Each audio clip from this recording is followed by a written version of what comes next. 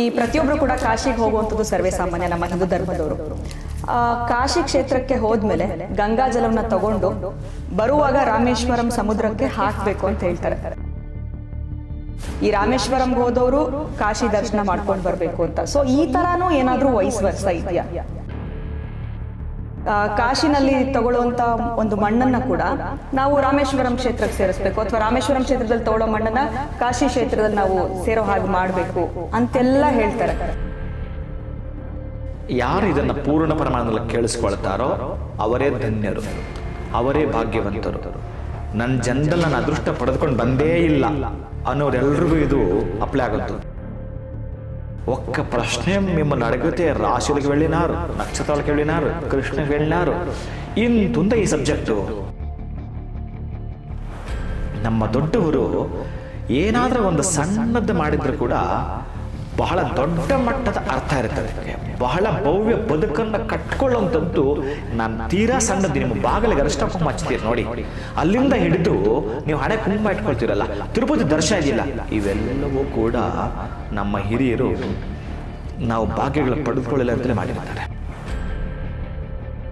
ನನ್ನ ಈ ಜೀವಮಾನದಲ್ಲಿ ಉದ್ಧಾರ ಆಗಲ್ವೇನೋ, ನಾನು ಅದೃಷ್ಟ ಪಡೆದುಕೊಂಡು ಬಂದಿಲ್ವೇನೋ, ನಮ್ಮಂಥವ್ರಿಗೆ ಅದೃಷ್ಟ ದೇವರು ಬರ್ದಿಲ್ವೇನೋ ಅನ್ನೋಂಥವ್ರೆಲ್ರಿಗೂ ಕೂಡ ಇದೊಂದು ಕಾಶಿಯಲ್ಲಿ ನೀವು ಸ್ನಾನ ಮಾಡಿ ಕಾಶಿಯಲ್ಲಿನ ನೀರನ್ನ ತೆಗೆದುಕೊಂಡು ಗಂಗೆಯನ್ನ ತೆಗೆದುಕೊಂಡು ಹೋಗಿ ರಾಮೇಶ್ವರಮನಿರತಕ್ಕಂತಹ ಯಾರಾದ್ರೂ ಒಬ್ಬ ಜ್ಯೋತಿಷಿಗಳ ಬಳಿ ಆ ಜಾತಕ ಕೊಟ್ರೆ ಅವನಿಗೆ ಯೋಗಗಳಿರ್ಬೇಕು, ಅದನ್ನ ಮೊದಲು ನೋಡ್ತಾರೆ. ಯಾವ ಯೋಗಗಳು? ರಾಜಯೋಗ ಮೇನ್, ಅವನಿಗೆ ರಾಜಯೋಗ, ಗಜಕೇಸರಿ ಯೋಗ, ಅವನಿಗಿರ್ತಕ್ಕಂಥ ಪ್ರಧಾನವಾಗಿ ಪಂಚ ಮಹಾಪುರುಷ ಯೋಗಗಳಲ್ಲಿ ಬುಧಾದಿತ್ಯ ಯೋಗ. ಯಾರಿಗೆ ಇಲ್ಲಿ ಮಿನಿಸ್ಟರ್ ಆಗಬೇಕು, ಯಾರಿಗೆ CM ಆಗಬೇಕು, ಯಾರಿಗೆ PM ಆಗಬೇಕು, ಯಾರು ಕೊನೆ ಪಕ್ಷ ಒಬ್ಬ ಗ್ರಾಮದಲ್ಲಿ ಸದಸ್ಯ, ಒಂದು ಚೇರ್ಮನ್, ಇವೆಲ್ಲವೂ ಆಗ್ಬೇಕಾದ್ರೆ ಆ ತಕ್ಕ ಮಟ್ಟಿಗೆ ಅವನು ಪಡೆದುಕೊಂಡು ಬಂದಿರತಕ್ಕಂತಹ ಯಾವುದಾದ್ರೂ ಒಂದು ಯೋಗ ಇರಬೇಕು ಅಂತ ಹೇಳುತ್ತೆ. ಈ ತಲೆ ಕಾಶಿ, ಅಲ್ಲಿ ನೀವು ಸ್ನಾನ ಮಾಡಿ ಕರೆಕ್ಟಾಗಿ ಆ ಒಂದು ನೀರನ್ನ, ನಿಮ್ಮ ಭಾಗ್ಯ ಸ್ಥಾನ ಯಾವುದು? ರಾಮೇಶ್ವರಂ. ರಾಮೇಶ್ವರಂಗೆ ಸೇರಿಸ್ತಕ್ಕಂತಹದ್ದು ಏನಿದೆಯೋ ಬಹುಶಃ ಆ ಒಂದು ಲಗ್ನಾಧಿಪತಿಯನ್ನ ಭಾಗ್ಯದಲ್ಲಿ, ಭಾಗ್ಯಾಧಿಪತಿಯನ್ನ ಲಗ್ನದಲ್ಲಿ, ಇವೆರಡನ್ನು ಕ್ರೋಢೀಕರಿಸ್ತಕ್ಕಂತಹದ್ದು ನಿಮ್ಮ ಜಾತಕದಲ್ಲಿ ಒಂದು ರಾಜಯೋಗವನ್ನೇ ನೀವು ತಂದುಕೊಂಡ್ರಿ. ನಮಸ್ಕಾರ, ಶುಭೋದಯ ಪ್ರೀತಿಯ ವೀಕ್ಷಕರೆಲ್ಲರಿಗೂ ಸಂಕಲ್ಪ ಸಿದ್ಧಿ ಕಾರ್ಯಕ್ರಮಕ್ಕೆ ಆತ್ಮೀಯ ಪ್ರೀತಿಯ ಸ್ವಾಗತ ಹೇಳ್ತಾ ಇರೋದು ನಾನು ಅನುಷಾ. ಮೊದಲನೇ ಬಾರಿ ನಮ್ಮ ಚಾನಲ್ ವೀಕ್ಷಿಸ್ತಾ ಇದ್ದೀರಾ ಅಂತಂದ್ರೆ ಈಗಲೇ ನಮ್ಮ ಚಾನಲ್ನ ಸಬ್ಸ್ಕ್ರೈಬ್ ಮಾಡಿ, ನಮ್ಮ ವಿಡಿಯೋಸ್ನ ಲೈಕ್ ಮಾಡಿ. ಇನ್ನು ಪ್ರತಿಯೊಂದು ವಿಡಿಯೋಸಲ್ಲಿ ಕೂಡ ಸಾಕಷ್ಟು ಉಪಯುಕ್ತವಾಗಿರುವಂತಹ ವಿಚಾರಗಳು, ವೇದ, ಶಾಸ್ತ್ರ, ಪುರಾಣ, ಜ್ಯೋತಿಷ್ಯ, ವಾಸ್ತು, ಯಾವುದೇ ರೀತಿಯಾಗಿರುವಂತಹ ಸಮಸ್ಯೆಗಳಿದ್ದಲ್ಲಿ ಸರಳವಾಗಿರುವಂತಹ ರೆಮಿಡೀಸ್ನ ನಾವು ಹೇಗೆ ಮಾಡ್ಕೊಳ್ಬೇಕು, ಆ ಒಂದು ಸಮಸ್ಯೆಯಿಂದ ಹೇಗೆ ಹೊರಗಡೆ ಬರಬೇಕು, ಈ ಎಲ್ಲ ವಿಚಾರವನ್ನ ಕೂಡ ನಮಗೆ ಪ್ರತಿಯೊಂದು ವಿಡಿಯೋಸ್ನಲ್ಲಿ ತಿಳಿಸ್ಕೊಡುವಂತಹ ಸ್ಪಿರಿಚುವಲ್ ಗುರು ಡಾಕ್ಟರ್ ವಿಷ್ಣುದತ್ತ ಗುರುಜಿ ಅವರಿದ್ದಾರೆ. ಬನ್ನಿ ಗುರುಗಳನ್ನ ಇವತ್ತಿನ ಕಾರ್ಯಕ್ರಮಕ್ಕೆ ನಾವು ಬರಮಾಡ್ಕೊಳ್ಳೋಣ. ನಮಸ್ತೆ ಗುರುಗಳೇ, ಶುಭೋದಯ. ಕಾರ್ಯಕ್ರಮಕ್ಕೆ ಭಕ್ತಿಯ ಸ್ವಾಗತ. ಒಳಿತಾಗ್ಲಿ ಗುರುಗಳೇ, ಇವತ್ತಿನ ವಿಚಾರ ನನಗೂ ಒಂದು ಕಡೆ ಕುತೂಹಲ ಇತ್ತು, ಇದು ತಿಳ್ಕೊಳ್ಬೇಕು ಅಂತ. ಯಾರೋ ನನ್ನೊಬ್ಬರು ಕೇಳಿ ತುಂಬಾ ದಿನ ಆಗಿತ್ತು, ನಾನು ನಿಮ್ಮನ್ನು ಕೇಳಲಿಲ್ಲ, ಅವರು ಕಾರ್ಯಕ್ರಮ ನೋಡ್ತಾ ಇದ್ರು. ಸೊ ನನಗೆ ರಿಮೈಂಡ್ ಮಾಡಿದ್ರಿಂದ ಇವತ್ತು ನಾನು ಇದನ್ನು ನಿಮ್ಮನ್ನು ಕೇಳಲೇಬೇಕು ಅಂತ ಅನ್ಕೊಂಡೆ. ಈ ಪ್ರತಿಯೊಬ್ಬರು ಕೂಡ ಕಾಶಿಗೆ ಹೋಗುವಂಥದ್ದು ಸರ್ವೇ ಸಾಮಾನ್ಯ ನಮ್ಮ ಹಿಂದೂ ಧರ್ಮದವರು. ಕಾಶಿ ಕ್ಷೇತ್ರಕ್ಕೆ ಹೋದ್ಮೇಲೆ ಗಂಗಾ ಜಲವನ್ನು ತಗೊಂಡು ಬರುವಾಗ ರಾಮೇಶ್ವರಂ ಸಮುದ್ರಕ್ಕೆ ಹಾಕಬೇಕು ಅಂತ ಹೇಳ್ತಾರೆ. ಸೊ ಇದು ನಿಜನಾ ಗುರುಗಳೇ? ಇದು ಈ ಥರ ಫಾಲೋ ಮಾಡಲೇಬೇಕಾ ನಾವು? ಇದೇನಾದರೂ ಒಂದು ಇದೆಯಾ ಒಳ ಅರ್ಥ ಇದಕ್ಕೆ? ಹಾಗೆ ಇನ್ನೂ ಕೆಲವ್ರು ಹೇಳ್ತಾರೆ ಈ ರಾಮೇಶ್ವರಂಗೆ ಹೋದವರು ಕಾಶಿ ದರ್ಶನ ಮಾಡ್ಕೊಂಡು ಬರಬೇಕು ಅಂತ. ಸೊ ಈ ಥರನೂ ಏನಾದರೂ ವೈಸ್ ವರ್ಸ ಇದೆಯಾ? ಹಾಗೆ ಈ ವಿಚಾರವಾಗಿ ನಾನು ಪ್ರಶ್ನೆ ಇಡೋದಕ್ಕಿಂತ ಮುಂಚೆ ಪ್ರತಿಯೊಬ್ಬರ ಹತ್ರನೂ ಇದನ್ನು ಕೇಳ್ತಾ ಬಂದಾಗ, ಕಾಶಿನಲ್ಲಿ ತಗೊಳ್ಳುವಂಥ ಒಂದು ಮಣ್ಣನ್ನು ಕೂಡ ನಾವು ರಾಮೇಶ್ವರಂ ಕ್ಷೇತ್ರಕ್ಕೆ ಸೇರಿಸ್ಬೇಕು, ಅಥವಾ ರಾಮೇಶ್ವರಂ ಕ್ಷೇತ್ರದಲ್ಲಿ ತಗೊಳ್ಳೋ ಮಣ್ಣನ್ನ ಕಾಶಿ ಕ್ಷೇತ್ರದಲ್ಲಿ ನಾವು ಸೇರೋ ಹಾಗೆ ಮಾಡಬೇಕು ಅಂತೆಲ್ಲ ಹೇಳ್ತಾರೆ. ಸೊ ಯಾವ್ದು ಸರಿ? ಇದು ಮಾಡಲಿಲ್ಲ ಅಂದ್ರೆ ನಾವು ಹೋಗಿ ಬಂದೂ ಫಲ ಸಿಗೋದಿಲ್ವಾ? ಅಥವಾ ಪ್ರಶ್ನೆ ಮಾಡಿದ್ರು ಯಾರು? ನನಗೆ ಪರಿಚಯಿಸ್ತಾರೆ ಒಬ್ರು ಗುರುಗಳೇ. ಸೊ ಕಾಶಿಗೆ ಹೋಗಿ ಬಂದ್ಮೇಲೆ ರಾಮೇಶ್ವರಂಗೆ ಹೋಗಲೇಬೇಕು ಈ ಥರ ಮಾತಾಡ್ಕೊಳ್ತಿರ್ತಾರೆ. ಜೊತೆಗೆ ಈ ಟ್ರಿಪ್ಸ್ ಎಲ್ಲ ಆರ್ಗನೈಸ್ ಮಾಡಿರೋರು ಕಾಶಿಗೆ ಹೋದ್ಮೇಲೆ ಬರ್ತಾ ರಾಮೇಶ್ವರಂಗೂ ಇರುತ್ತೆ. ಸೊ ಏನಿದು, ಹೋಗಲಿಲ್ಲ ಅಂದರೆ ನಮಗೆ ಪೂರ್ಣ ಫಲ ಸಿಗೋದಿಲ್ವಾ? ಇಲ್ಲಿ ಹೋಗಿ ಬಂದಮೇಲೆ ಇಲ್ಲಿ ಒಂದು ಎಂಟ್ರಿ ಕೊಟ್ಟೆ ಬರಬೇಕಾ ನಾವು? ಹೇಗೆ ಗುರುಗಳೇ ಇದನ್ನು ಹೇಗೆ ತಿಳ್ಕೊಳ್ಳುವಂಥದ್ದು? ಈ ವಿಚಾರವಾಗಿ ತಿಳಿಸ್ಕೊಡಿ ಗುರುಗಳೇ. ಇದೊಂದು ದೊಡ್ಡ ಸಬ್ಜೆಕ್ಟ್. ಯಾರು ಈಗ ನಿಮ್ಮ ಎಷ್ಟು ವರ್ಷಗಳಲ್ಲಿ ಈ ದಿನಕ್ಕೆ ನೀವು ಈ ಪ್ರಶ್ನೆಯನ್ನು ತೆಗೆದಿದ್ದೀರಿ, ಯಾರು ಇದನ್ನು ಪೂರ್ಣ ಪ್ರಮಾಣದಲ್ಲಿ ಕೇಳಿಸ್ಕೊಳ್ತಾರೋ ಅವರೇ ಧನ್ಯರು, ಅವರೇ ಭಾಗ್ಯವಂತರು. ನನ್ನ ಜನ್ಮದಲ್ಲಿ ನಾನು ಅದೃಷ್ಟ ಪಡೆದುಕೊಂಡು ಬಂದೇ ಇಲ್ಲ ಅನ್ನೋರೆಲ್ರಿಗೂ ಇದು ಅಪ್ಲೈ ಆಗೋಂಥದ್ದು. ಯಾಕೆಂದರೆ ಕಾಶಿಗೆ ಹೋದಾಗ ನಮ್ಮ ಹುಡುಗ ನಾನು ಈ ಪ್ರಶ್ನೆ ಮಾಡಿದ್ದ, ಯಾರೋ ಯಾವಾಗಲೂ ನನ್ನ ಜೊತೆಗೆ ಸಹಕರಿಸೋದು, ತುಂಬ ಪೂಜೆ ಎಲ್ಲಾಗಿರ್ಬೋದು, 4-5 ಕೆಲಸ ಅವನೊಬ್ಬನು ತುಂಬ ಚೆನ್ನಾಗಿ ಮಾಡೋದು, ಕಿಶೋರ್ ಈ ಪ್ರಶ್ನೆ ಮಾಡಿದ್ದ. ಎಲ್ಲ ಗುರುಗಾರು ಇಟ್ಲ చెప్తారు ಕರೆಕ್ಟೇನಾ ಅಂತ ಕೇಳಿದ್ದ. ಆ ಹುಡುಗನಿಗೆ ನಾನು ಅದನ್ನು ಹೇಳಿದಾಗ ఎక్కడ గురుగారు ఒక్క ప్రశ్నే మిమ్మల్ని అడిగితే రాశులకు వెళ్ళినారు, నక్షత్రాలకు వెళ్ళినారు, కృష్ణకి వెళ్ళినారు, ఇంతుంద ఈ సబ్జెక్టు. ಅದು ಕೂಡ ಟ್ರಾವೆಲ್ ಮಾಡೋವಾಗ ಕೇಳಿದವನು. ಟ್ರಾವೆಲ್ ಮಾಡುವಾಗ ಅದೇನು ಅಷ್ಟೂ ತಾಸು ಅವನು ಹೇಳಿದ್ದು. ಆಮೇಲೆ ನಮ್ಮ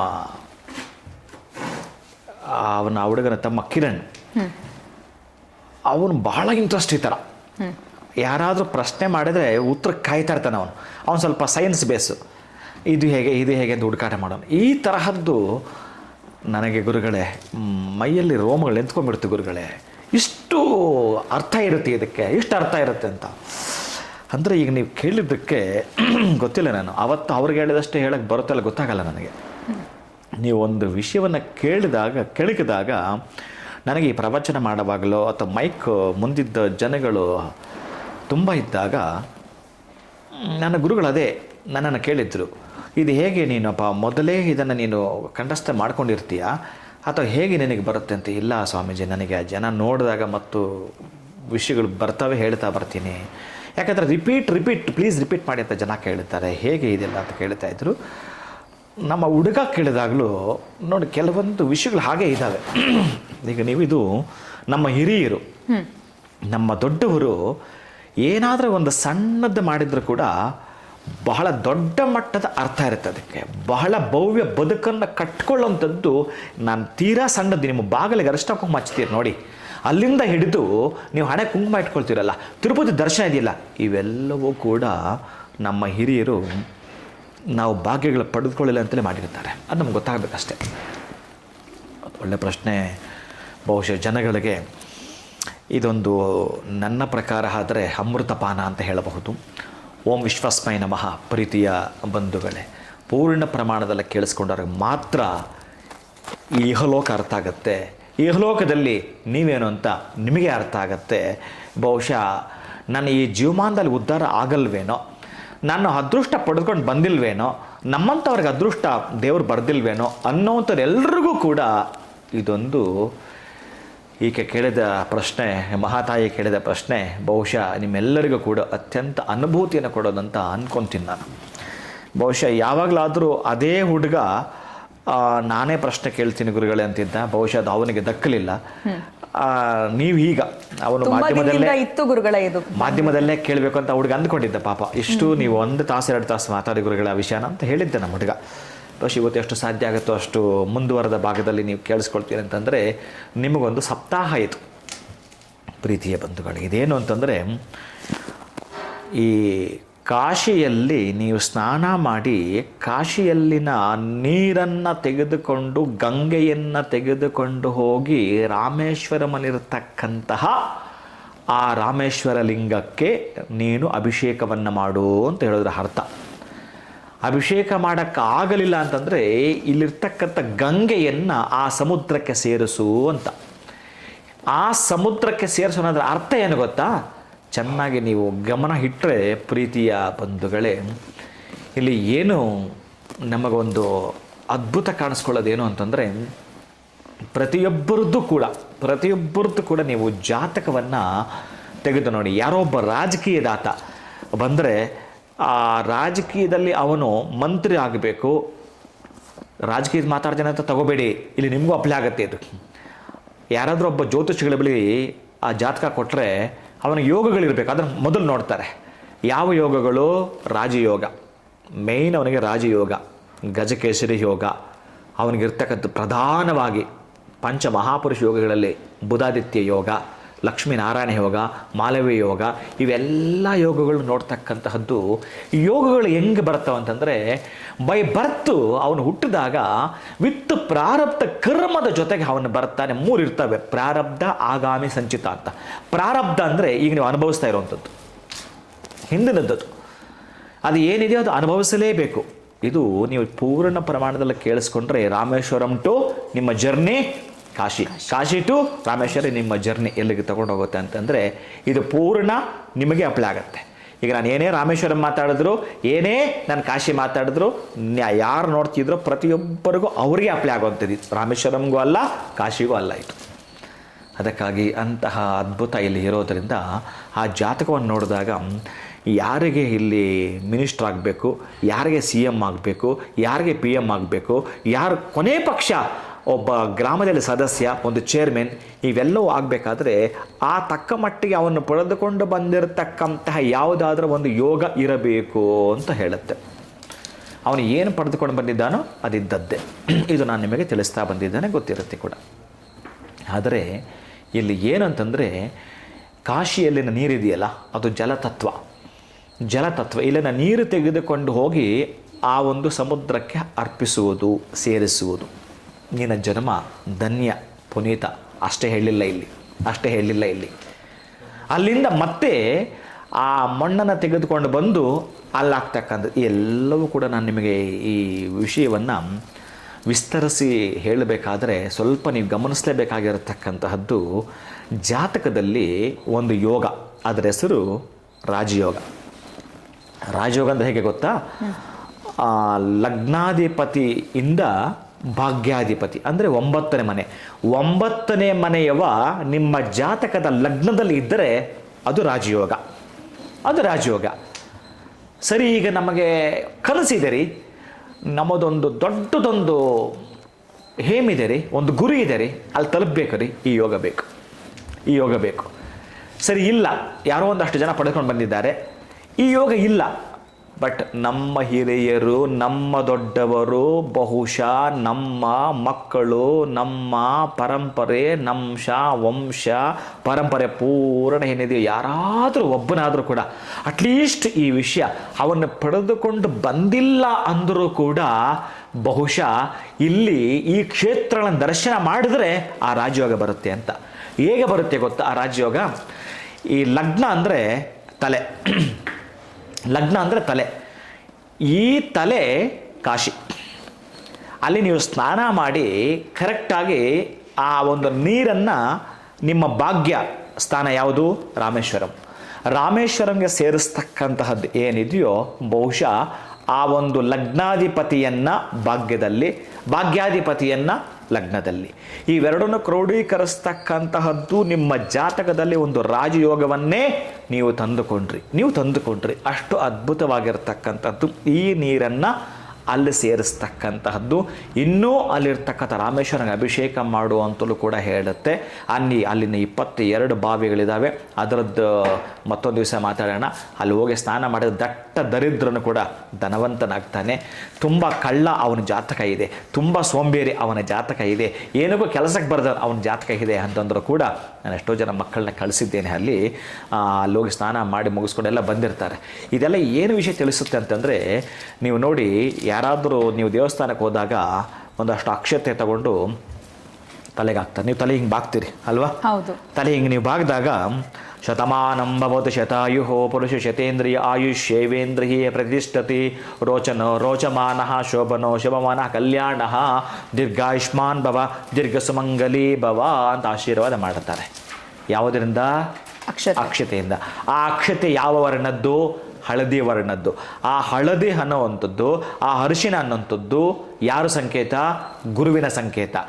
ಆ ಗುರುವಿನ ಸಂಕೇತ ಇರತಕ್ಕಂಥ ಹಳದಿ ವರ್ಣವು ಇನ್ನು ಅಕ್ಕಿ ಕಾಳಿದೆಯಲ್ಲ, ಅದಂತೂ ಪರಮ ರಹಸ್ಯವನ್ನೇ ಹೇಳುತ್ತೆ, ಪರಮಾದ್ಭುತವನ್ನೇ ಹೇಳುತ್ತೆ. ಅದಕ್ಕೆ ಹೇಳ್ತಾರೆ, ಈ ಮದುವೆಯಲ್ಲಿ ಅಷ್ಟೂ ಜನಕ್ಕೂ ಅಕ್ಕಿ ಕಾಳು ಕೊಟ್ಟಿರ್ತಾರಲ್ಲ, ಆ ಅಕ್ಕಿ ಕಾಳು ಒಂದೇ ಒಂದು ಅಕ್ಕಿ ಕಾಳು ಅದು ಯಾರ ಕೈಲಿಗಿರುತ್ತೋ 2,000 ಜನ ಕೂತಿರ್ತಾರೆ. ಆ 2,000 ಜನದಲ್ಲಿ ಒಂದು ಅಕ್ಕಿ ಕಾಳಲ್ಲಿ ಮಾತ್ರ ಬ್ರಹ್ಮದೇವ ಆವಾಹನೆ ಆಗ್ತಾನಂತೆ. ಆ ಅಕ್ಷತೆ ಅವರ ತಲೆ ಮೇಲೆ ಹಾಕಿದಾಗ ತಲೆ ಬಾಗುತ್ತಾರೆ. ಬ್ರಹ್ಮದೇವನೇ ಸೃಷ್ಟಿಕರ್ತನಾಗಿರ್ತಕ್ಕ ಬ್ರಹ್ಮದೇವನೇ ಇಳಿದು ಬಂದು ಆಶೀರ್ವಚನವನ್ನು ಮಾಡಿ ಅವರ ಹಣೆ ಮೇಲೆ ಅಕ್ಷತೆ ಬಿದ್ದರೆ ಶುಭಗಳೇ, ಇವರಿಗೆ ಅಶುಭಗಳಿದ್ದರೆ ಶುಭಗಳಾಗಿ ಬದಲಿಸಿಕೊಡುವಂತಕ್ಕಂಥ ಸಂಕೇತದ ಜೊತೆಗೆ ಆ ಅಕ್ಕಿ ಕಾಳಿದೆಯಲ್ಲ, ಇಲ್ಲೊಂದು ಪರಮಾದ್ಭುತ ಇರ್ತಕ್ಕಂಥದ್ದು. ಆ ಅಕ್ಕಿ ಕಾಳು ನೀವು 27 ನಕ್ಷತ್ರಗಳಲ್ಲಿ ಅತ್ಯಂತ ಪರಮ ಪವಿತ್ರವಾಗಿರತಕ್ಕಂತಹ ಒಂದು ಶುಭದ ನಕ್ಷತ್ರ ಅಂತಂದರೆ ಪುಷ್ಯ ನಕ್ಷತ್ರ. ಈ ಅಕ್ಕಿ ಕಾಳು ಪುಷ್ಯ ನಕ್ಷತ್ರ. ಈ ಪುಷ್ಯ ನಕ್ಷತ್ರ, ಈ ವರ್ಣ ಬಂದು ಗುರು. ಈ ಗುರು ಪುಷ್ಯಾರ್ಕ ಯೋಗ ನೀವು ಕೇಳಿರ್ತೀರಿ. ಗುರುವಾರದ ದಿವಸ ಪುಷ್ಯ ನಕ್ಷತ್ರ ಬಿದ್ದರೆ ಗುರು ಪುಷ್ಯಾರ್ಕ ಯೋಗ, ಆಮೇಲೆ ಗುರು ಪುಷ್ಯಾಮೃತ ಅಂತಲೂ ಕೂಡ ಮಕ್ಕಳಿಗೆ ಹಾಕ್ತಾರೆ. ಪುಷ್ಯಾರ್ಕ ಬಿಂದು ಅಂತ ಹಾಕ್ತಾರೆ.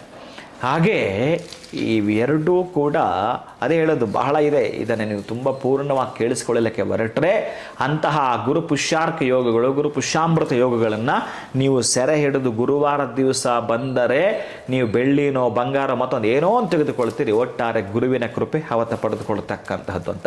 ಇದು ಹೇಗೆ ಗೊತ್ತಾ? ಈ ಹಸುವಿನ ಹಾಲು ಪೂರ್ಣ ತುಂಬಿರುತ್ತಲ್ಲಮ್ಮ, ಹಾಲು ಕರೆಯುವ ಮುನ್ನ ಆ ಕೆಚ್ಚಲು ಮೇಲ್ಭಾಗದಲ್ಲಿ ಹಾಲೆಲ್ಲ ತುಂಬ ಶೇಖರಣೆ ಆಗಿರುತ್ತಲ್ಲ, ಏನಂತಾರೆ ಅದನ್ನು, ಅಂದರೆ ಹಾಲು ತುಂಬಿರುವಂಥದ್ದು ಪೂರ್ಣ ಪ್ರಮಾಣದಲ್ಲಿ. ಈ ತುಂಬ ನೋಡ್ ಕೂಡ ಗೊತ್ತಾಗತ್ತೆ, ನೋಡಿ ಹಾಲು ತುಂಬಿಕೊಂಡಿದೆ. ಈ ಸಂಜೆ ಕರೆಕ್ಟಾಗಿ ಹಾಲು ಕರೀಲಿಕ್ಕೆ ಅವ್ರಿಗೆ ಗೊತ್ತಾಗತ್ತೆ. ಆ ತುಂಬ ಹಾಲು ತುಂಬಿಕೊಂಡಿದೆಯಲ್ಲ ಅದು ಪುಷ್ಯ ನಕ್ಷತ್ರ. ಅದು ಪುಷ್ಯ ನಕ್ಷತ್ರ. ಹಾಲು ಕರೆಯೋದಿದೆಯಲ್ಲ ಅದು ಗುರು. ಅದು ಗುರು. ನಿಮಗೆ ಏನು ಬೇಕೋ ಅದು ಕೊಟ್ಟಾಗಿದೆ. ಶತಮಾನ ಭವತಿ. ನೀವು ಪುಣ್ಯವಂತರು, ನೀವು ಭಾಗ್ಯವಂತರು. ಈಗ ನಾನು ವಿಷಯಕ್ಕೆ ಬರೋದಾದರೆ, ಲಗ್ನ ಇದೆಯಲ್ಲ, ನಿಮ್ಮ ಲಗ್ನ ಅಂದರೆ ತಲೆ. ನಿಮ್ಮ ಜಾತಕದಲ್ಲಿ ಈ ಒಂದು ಕರೆಕ್ಟಾಗಿ ಅರ್ಥ ಮಾಡ್ಕೊಳ್ಬೇಕಂತಂದರೆ, ಜ್ಯೋತಿಷ್ಯಕ್ಕೆ ಸಂಬಂಧಪಟ್ಟಾಗಿರತಕ್ಕಂತಹದ್ದು ಈ ಪುರುಷಾಂಗಗಳಂತ ಲೆಕ್ಕ ತೆಗೆದುಕೊಂಡಾಗ ಲಗ್ನ ಇಸ್ ತಲೆ. ನೀವು ತಲೆ ಬಾಗಿದ್ರೆ ಇನ್ನು ಆ ಅಕ್ಷತೆ ಹಾಕಿದಾಗ ಗುರು ಪುಷ್ಯಾರ್ಕ ಯೋಗ ನಿಮಗೆ ಸಿಕ್ಕಿದ ಹಾಗೇ. ಅಂತಹದ್ರಲ್ಲಿ ಈ ನೀರನ್ನು ತೆಗೆದುಕೊಂಡು ಹೋಗಿ ನೀವು ರಾಮೇಶ್ವರಮಲ್ಲಿ ಹಾಕಿದರೆ, ನೀವು ನಿಮ್ಮ ಬೈ ಬರ್ತ್ ಜನನವಾದಾಗ ಪಡೆದುಕೊಂಡು ಬಂದಿಲ್ಲ, ಪಡೆದುಕೊಂಡು ಬಂದಿದ್ದರೆ ಮತ್ತೊಂದು ಸ್ಟಾರ್, ಅದೊಂದು ಅದ್ಭುತ.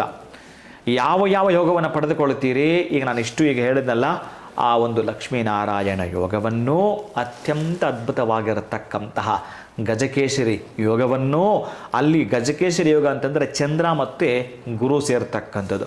ಅದರಲ್ಲೂ 2ನೇ ಮನೆ, 5ನೇ ಮನೆ, 7ನೇ ಮನೆ, 9ನೇ ಮನೆ, 11ನೇ ಮನೆಯಲ್ಲಿ ಸೇರಿದಾಗ ಅದ್ಭುತವಾಗಿರತಕ್ಕಂತಹ ಗಜಕೇಸರಿ ಯೋಗ. ಇನ್ನೇನಾದರೂ ಲಗ್ನದಲ್ಲಿ ಭಾಗ್ಯಾಧಿಪತಿ ಇದ್ದರೆ ಅದೊಂದು ರಾಜಯೋಗ. ಇವ್ಯಾವೂ ಪಡೆದುಕೊಂಡು ಬಂದಿಲ್ಲ ಗುರುಗಳೇ, ನಾವು ಜನ್ಮದಾರಭ್ಯ ಹೀಗೇ ಬದುಕಿಬಿಟ್ವಿ ಅಂತಂದರೆ ಅವರೆಲ್ಲರೂ ಕೂಡ ಕಾಶಿ. ಅದಕ್ಕೆ ಈ ಪ್ರಯಾಣವನ್ನು, ಈ ಯಾತ್ರೆಯನ್ನು ನಿಮ್ಮ ಜೀವನದಲ್ಲಿ ಒಂದು ಬಾರಿ ಆದರೂ ಮಾಡಲೇಬೇಕಂತಕ್ಕಂಥದ್ದು. ಈಗ ನೋಡಿ, ನಾವೇನಾದರೂ ನಮ್ಮದೊಂದು ಹೊಲ ಇದೆ ಅಂತಂದರೆ ತುಂಬ 2 ವರ್ಷ, 3 ವರ್ಷ, 4 ವರ್ಷ, 10 ವರ್ಷ ಮಳೆನೇ ಬಂದಿಲ್ಲ ಅಂದರೆ ಏನು ಬೆಳೆ ಬರುತ್ತೆ? ಏನು ಬರಲಿಕ್ಕೆ ಸಾಧ್ಯ ಇದೆ? ಅದಕ್ಕೆ ಭೂಮಿನೂ ಬೇಕು, ಅದಕ್ಕೆ ಸಂಬಂಧಪಟ್ಟ ಮಳೆಯೂ ಬೇಕು ಆಯಾಯ ಕಾಲಕ್ಕೆ. ಆವಾಗ ನಾವೇನು ಬೆಳೆಗಳಿಟ್ಟರೂ ಆ ಬೆಳೆಗಳು, ಆ ಫಸಲು ಚೆನ್ನಾಗಿ ಬರ್ತವೆ. ಹಾಗೆಯೇ ಆ ಜಲತತ್ವವನ್ನು ಆ ಭೂತತ್ವಕ್ಕೆ ಸೇರಿಸು. ಆವಾಗ ನಿನ್ನ ಜನ್ಮದಾರಭ್ಯ ಆ ಫಸಲು ಅಂತಿತ್ತಲ್ಲ, ಆ ಬೆಳೆ ಅಂತಿತ್ತಲ್ಲ, ಅವು ಖಂಡಿತ ಬಂದೇ ಬರ್ತವೆ. ಇದೊಂದು ಗೌಪ್ಯ, ಇದೊಂದು ರಹಸ್ಯ, ಇದೊಂದು ದೊಡ್ಡ ರಹಸ್ಯ ಪ್ರೀತಿಯ ಬಂಧುಗಳೇ. ಅತ್ಯಂತ ಅದ್ಭುತವಾಗಿರತಕ್ಕದ್ದು ಇದು. ಜಲತತ್ವ ಭೂತತ್ವಕ್ಕೆ ಸೇರಿಸುವಂಥದ್ದು. ಅದೇ ಭೂತತ್ವವನ್ನು ನೀವು ಮತ್ತೆ ಜಲತತ್ವಕ್ಕೆ ಸೇರಿಸ್ತಕ್ಕಂತಹದ್ದಿದೆ. ಅದೇನು ಗೊತ್ತಾ? ಆ ಸಮುದ್ರ, ಮೊದಲೇ ರಾಮೇಶ್ವರ ಅಂತ ಇರ್ತಕ್ಕಂಥ ಸಮುದ್ರ ಇರ್ತಕ್ಕಂತಹ ಮರಳನ್ನು ತೆಗೆದುಕೊಂಡು ಹೋಗಿ ಕಾಶಿಯಲ್ಲಿ ಆ ಗಂಗೆಯ ದಡದಲ್ಲಿ, ಗಂಗೆಯ ತಟದಲ್ಲಿ ಲಿಂಗವನ್ನು ಮಾಡು ಅಂತ ಹೇಳ್ತಾನೆ. ಅದೇ ಲಿಂಗಗಳು ಎಷ್ಟಿದ್ದಾವೆ ನಮಗೆ? ಜ್ಯೋತಿರ್ಲಿಂಗಗಳು 12, 12 ಜ್ಯೋತಿರ್ಲಿಂಗಗಳು. ಅಲ್ಲಿಗೆ ಬರ್ತೇನೆ ಮತ್ತೆ. ಅದೊಂದು ಪರಮಾದ್ಭುತ. 12 ರಾಶಿಗಳ ಮೇಲೆ ಪ್ರಭಾವ ಬೀರತಕ್ಕಂತಹ 12 ಜ್ಯೋತಿರ್ಲಿಂಗಗಳ ಒಂದು ಸಲ ನೀವೇನಾದರೂ ದರ್ಶನ ಮಾಡ್ತೀರಂತಂದರೆ ಕೃಷ್ಣನೂ ಮಾಡ್ದ, ಅರ್ಜುನನೂ ಮಾಡ್ದ. ಅವೆಲ್ಲ ನಿಮಗೆ ತಿಳಿಸ್ತಾ ಬರ್ತೀನಿ. ಇಲ್ಲಿ ಒಂದು ಮರಳನ್ನು ತೆಗೆದುಕೊಂಡೋಗಿ ಲಿಂಗವನ್ನು ಮಾಡು ಅಂತ ಹೇಳ್ತಾನೆ. ನೋಡಿ, ಒಂದು ಸಲ ನೀವೇನಾದರೂ ರಾಮೇಶ್ವರಂ ಇರತಕ್ಕಂತಹ ಮರಳನ್ನು ತೆಗೆದುಕೊಂಡೋಗಿ ಕಾಶಿಯಲ್ಲಿ ಗಂಗೆಯ ತಟದಲ್ಲಿ ಮರಳಿಂದ ಲಿಂಗವನ್ನು ಮಾಡಿದರೆ, ಅದೇ ಈ ಒಂದು ಮನುಷ್ಯರು ಮಾಡಿದರೆ ಅದು ಮಾನುಷ ಲಿಂಗ ಪ್ರತಿಷ್ಠಾಪನೆ ಅಂತೆ. ಅದೇ ಮಹರ್ಷಿಗಳೇನಾದರೂ ಆ ಲಿಂಗವನ್ನು ಪ್ರತಿಷ್ಠಾಪನೆ ಮಾಡಿದ್ರೆ ಅಕ್ಷ ಪ್ರತಿಷ್ಠಾಪನೆ ಅಂತೆ. ಅದೇ ದೇವತೆಗಳೇನಾದರೂ ಆ ಲಿಂಗವನ್ನು ಪ್ರತಿಷ್ಠೆ ಮಾಡಿದರೆ ದಿವ್ಯಲಿಂಗವಂತೆ. ಮಾನುಷಲಿಂಗವು, ಅಕ್ಷಲಿಂಗವು, ದಿವ್ಯಲಿಂಗವು ಮರಳಲ್ಲಿ ಮಾಡ್ತಾ ಇರೋದ್ರಿಂದ ಯಾವ ಲಿಂಗ ಅದು? ಸೈಕತಲಿಂಗ. ಸೈಕತಲಿಂಗ ಪ್ರೀತಿ ಬಂಧುಗಳೇ, ಸೈಕತಲಿಂಗ ಅಂತ ಏನಾದರೂ ಇದೆ ಅಂತಂದರೆ ಎಲ್ಲಿಯಾದರೂ ಅದು ದೇವತೆಗಳಾಗಲಿ ಅಥವಾ ದೇವರಾಗಲಿ ಪ್ರತಿಷ್ಠೆ ಮಾಡಿದ ಅಲ್ವೇ ಅಲ್ವಂತೆ. ಇನ್ಯಾರು? ಅದೇ ಸ್ವಯಂಭು. ಸ್ವಯಂಭು ಅಂತೆ ನೀರು ಹರಿದು ಹರಿದು ಹರಿದು ಹರಿದು ಹರಿದು ಹರಿದು ಎಷ್ಟೋ ಯುಗಗಳು ಹರಿದು ಹರಿದು ಹರಿದು ಅಲ್ಲಿ ತಂತಾನೆ ಆ ಆಕೃತಿ ಉತ್ಪತ್ತಿ ಆಗುತ್ತಂತೆ. ಅಷ್ಟು ಪರಮಶಕ್ತಿಯನ್ನು ನೀವು ಪಡೆದುಕೊಂಡ್ರಿ. ಅಲ್ಲಿನ ಮರಳನ್ನು ತೆಗೆದುಕೊಂಡೋಗಿ ಕಾಶಿಯಲ್ಲಿ ಲಿಂಗವನ್ನು ಮಾಡಿದರೆ ಅದು ಮರಳಿಂದ ಮಾಡಿರ್ತಕ್ಕ ಲಿಂಗಕ್ಕೆ ಸೈಕತಲಿಂಗ ಅಂತ ಹೆಸರು. ಆ ಸೈಕತಲಿಂಗವನ್ನು ಯಾರ್ಯಾರು ಮಾಡಿದರೆ, ಹಬ್ಬ ಇವನು ಅಲ್ಲಿಂದ ತಗೊಂಡು ಬಂದಿದ್ದಾನೆ. ಒಟ್ಟಾರೆ 2500 ಕಿಲೋಮೀಟರ್ ತನಕ ಆಗುತ್ತೆ ಅದು ಇಲ್ಲಿರ್ತಕ್ಕಂಥ ರಾಮೇಶ್ವರಂ ಅಂತ ಕಾಶಿ ಮುಟ್ಲಿಕ್ಕೆ. ಅಷ್ಟು ದೂರನ್ನು ತೊಗೊಂಡು ಬಂದಿದ್ದಾನೆ ಅಂತೇಳಿ ಆ ಮರಳನ್ನು ನೀವು ಮಾಡುವಾಗ ಅಲ್ಲಿ ಇಟ್ಟು ಕೂಡಲೇ ನೀವು ಕ್ಯಾಟ್ರಿ ಬಿಲ್ಲಲ್ಲಿ ತೆಗೆದರೆ ಒಂದು ಕಲ್ಲು ಹೊಡೆದ್ರೆ ಹೆಂಗೋಗುತ್ತೆ ಹಾಗೆ ನಿಮ್ಮ ದಟ್ಟ ದಾರಿದ್ರೆ ಓಡೋಗ್ಬಿಡ್ತಾವಂತೆ ರೀ. ಓಡೋಗ್ಬಿಡ್ತಾವಂತೆ, ಇರಲ್ವಂತೆ, ಇರೋಕ್ಕೆ ಚಾನ್ಸೇ ಇಲ್ವಂತೆ. ಆಮೇಲೆ ಹೇಗೆ ತಕ್ಷಣ ಒಂದು ಲಿಫ್ಟಲ್ಲಿ ಇಳಿದ್ರೆ ಎಷ್ಟು ಬೇಗ ಬರ್ತೀರಿ ನೀವು. ಯಾವುದೋ ಹೋಟೆಲ್ ಇದೆಯಲ್ಲ ಬುರ್ಜ್ ಖಲೀಫಾ, ಆ ಬುರ್ಜ್ ಖಲೀಫಾ ಹೋಟೆಲಲ್ಲಿ ಒಂದು ಸೆಕೆಂಡ್ಗೆ ಎಷ್ಟು ಫ್ಲೋರ್ ಹೋಗುತ್ತಂತೆ, ಅಷ್ಟು ಬೇಗ ಹೋಗ್ತಾರಂತೆ. ಅಷ್ಟು ಬೇಗ ಬರ್ತಾರೆ. ಯಾರು? ಮಹರ್ಷಿಗಳು. ಯಾರು? ದೇವತೆಗಳು. ನೀನು ಅಲ್ಲೇ ಮರಳು ತಂದಿದೆಯಾ ಅಂತ ನಿನ್ನ ಜೊತೆ ಕೂಡ ಪ್ರತಿಷ್ಠಾಪನೆ ಕುಳಿತುಕೊಡ್ತಾರಂತ್ರಿ ಇವರು. ಸೊ ಇಷ್ಟೆಲ್ಲ ವಿಚಾರಗಳು ನಿಜಕ್ಕೂ ಕೇಳ್ತಾ ಇದ್ರೆ ಗುರುಗಳೇ ಒಂಥರ ಮೈ ರೋಮಾಂಚನ ಅನಿಸ್ತಾ ಇದೆ. ಎಷ್ಟು ಅಮೇಝಿಂಗ್ ಆಗಿರುವಂಥ ವಿಚಾರಗಳು. ಯಾಕಂದರೆ ಕೇಳಿದಂಥ ಪ್ರಶ್ನೆ ಕಾಶಿ ವಿಚಾರ ಆದರೆ ಇಷ್ಟೊಂದೆಲ್ಲ ಇದೆಯಾ ಅದ್ಭುತಗಳು. ನಮಗೆ ರಾಜಯೋಗ ಇಲ್ಲ ಅಂತಂದರೆ ಇಲ್ಲಿ ಹೋಗಿ ಬರೋದ್ರಿಂದ ಹೇಗೆ ಬರುತ್ತೆ ಅಂತ ತಿಳಿಸ್ಕೊಟ್ರಿ. ಜ್ಯೋತಿರ್ಲಿಂಗಗಳ ಬಗ್ಗೆ ಹೇಳ್ತಾ ಇದ್ರಿ. ಅದೇ ಆ ಜ್ಯೋತಿರ್ಲಿಂಗಗಳು ಏನೆಲ್ಲ ತಿಳಿಸುತ್ತೆ ಅಂತಂದರೆ, ಪ್ರತಿಯೊಂದು ರಾಶಿಗೂ ಇದೆ. ಅದೇ 12 ನಮಗೆ ಇರ್ತಕ್ಕ ಜಾತಕದಲ್ಲಿ ಇರೋದೇ 12 ಮನೆಗಳು. ಆ 12 ಮನೆಗಳಲ್ಲಿ ಆಮೇಲೆ ಮನುಷ್ಯನಿಗೆ ತಲೆನೋವೆಲ್ಲಿ ಗೊತ್ತಾ? ಲಗ್ನದಿಂದ 6ನೇ ಮನೆ ಏನು ಕರಿತೀವಿ ಅದನ್ನು ನಾವು? ರಿಪುಭಾವ, ಶತ್ರುಭಾವ, ಪ್ರಾರಬ್ಧ ಭಾವ, ಬಾಧೆ ಭಾವ, ಕಷ್ಟದ ಭಾವ. ಅದು 6ನೇ ಮನೆ. ಎಷ್ಟು ಅಂತಂದರೆ ಯಾರೆಲ್ಲ ಸಾಲದ ಸುಳಿ ಸಿಲ್ಕೊಂಡಿದ್ದಾರೋ ಅವರೆಲ್ಲ 6ನೇ ಮನೇಲಿ ಸಿಕ್ಕಾಕೊಂಡಿದ್ದಾರೆ ಅಂತ. ಯಾರೆಲ್ಲ ಶತ್ರುಗಳಿಂದ ವಿಲ ಅಂತ ಉಪಟಳಕ್ಕೆ ಒದ್ದಾಡ್ತಾ ಇದ್ದಾರೋ ಅವರೆಲ್ಲ 6ನೇ ಮನೆ ತೆಗೆದುಕೊಂಡಿದ್ದಾರೆ ಅಂತ. ಅಂದರೆ ಅವ್ರ ಜಾತಕ ನೋಡಿದ್ರೆ ಅಲ್ಲಿ ಗೊತ್ತಾಗ್ಬಿಡುತ್ತೆ. ಪಾಪ ಜಾತಕ ಇಲ್ಲ ಕೆಲವರಿಗೆ. ಹೇಗೆ ತಿಳ್ಕೊಳ್ಳೋದು? ಆಮೇಲೆ ಜಾತಕ ಇದೆ ತಿಳಿದುಕೊಳ್ಳೋ ಗೊತ್ತಾಗ್ತಾ ಇಲ್ಲ. ಆದರೂ ತಿಳಿದುಕೊಂಡ್ರು ಯಾವುದೋ ಏನೋ ಹೇಳ್ತಾರೆ, ಅದಕ್ಕೆ ಲಿಂಕೇ ಇಲ್ಲ, ಪರಿಹಾರಗಳಿಲ್ಲ. ಇದು ಹೇಗೆ ತೆಗೆದುಕೊಳ್ತಾರೆ ಅಂತಂದರೆ, ನಾನು ಈ 12 ಜ್ಯೋತಿರ್ಲಿಂಗಗಳನ್ನು ಹೇಗೆ ತೆಗೆದುಕೊಂಡ್ರೆ ಅರ್ಥ ಆಗುತ್ತೆ ಅಂತಂದರೆ, ಒಂದು ಸಲ ಕೃಷ್ಣನ್ ತಗೊಳ್ತೀನಿ.